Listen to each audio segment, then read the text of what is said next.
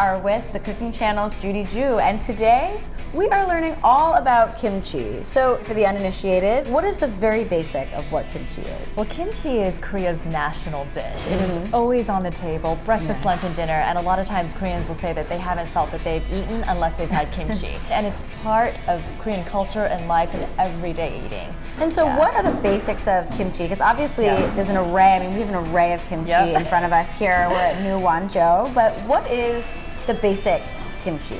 Kimchi is any type of fermented vegetable or fruit, and we have 4 different kinds here. We've got radish kimchi, we've got cabbage kimchi, cucumber kimchi, and a different type of cabbage kimchi that isn't that spicy. But basically the core of it is that it has to be fermented. What goes into fermenting both cabbage kimchi and other vegetable kimchis as well? Fermentation is different than pickling in the sense that there's no vinegar involved. And so basically what you do here is you brine all the vegetables first and a bit of salt, sometimes sugar as well, overnight or 8 hours. And then you rinse it off, and then you put all of your chilies and spices, some fish sauce, and then you let that sit at room temperature. And then all of that lactic acid starts forming and bubbling with all the sugars and everything. And it creates almost like an alcohol. So it's similar to beer in that sense. Right. And the fermentation process is what makes it so incredibly healthy, because that lactic acid is lactobacillus, which is really, really good for your guts. It's one of the superfoods of the world. Where do you begin if you want to have like the most basic kimchi to like get yourself started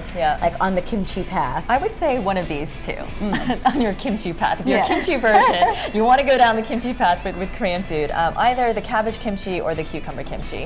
I find that the cucumber kimchi is almost easier for a lot of my non-kimchi eating friends, just because it's so similar to a pickle, and everybody knows what a pickle is, and it's crunchy, has a lot of the same flavors, except it's got a little bit of heat and spice.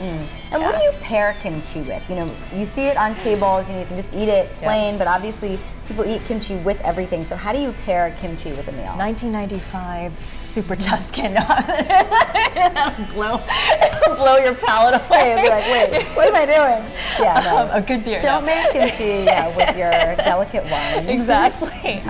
It is a side dish. Kimchi is a side dish, so it's on the table with a whole smattering cornucopia of different varieties of dishes. So you have rice, you have kimchi, you have some meat, you have fish, everything.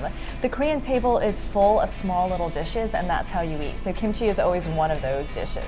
And how do you pick, when you see an array of kimchis, how do you pick kind of which one to go for? Or should you always have a variety on the table? It depends how generous you want to be to your guests and how much you love them. Fair enough. I mean, in Korean culture, food is a language of love, and the more side dishes you choose, the more important your guest is, the more you love them. So the more that you have, the merrier. So the more variety you have, and also you can cook kimchi. So kimchi exists in a lot of different soups and stews, fried rices, and so it's a really versatile ingredient.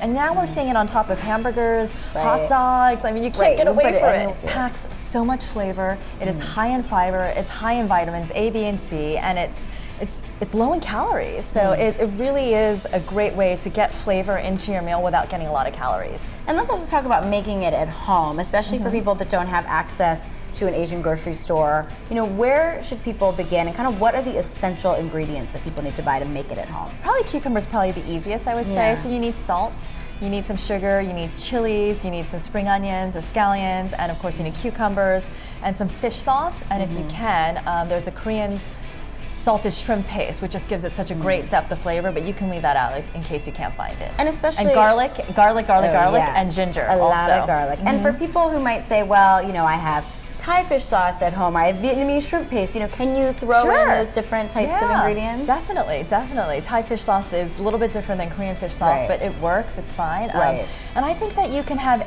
many different varieties of kimchi. Officially, I think there are 187 official types. Wow. And that's not even including, though, what everybody makes at home. So it's like a spaghetti sauce. Every mom, every grandmother has their own recipe, and it's the same with kimchi. And every kid is like, that one's the best one. Exactly. So maybe like the Vietnamese / Thai / whatever kimchi becomes your next heirloom in your family. Well, thank you so much for teaching us all about kimchi here at New Wanzhou. Really appreciate it. I love this restaurant. I know. Thank you. Thank you so much.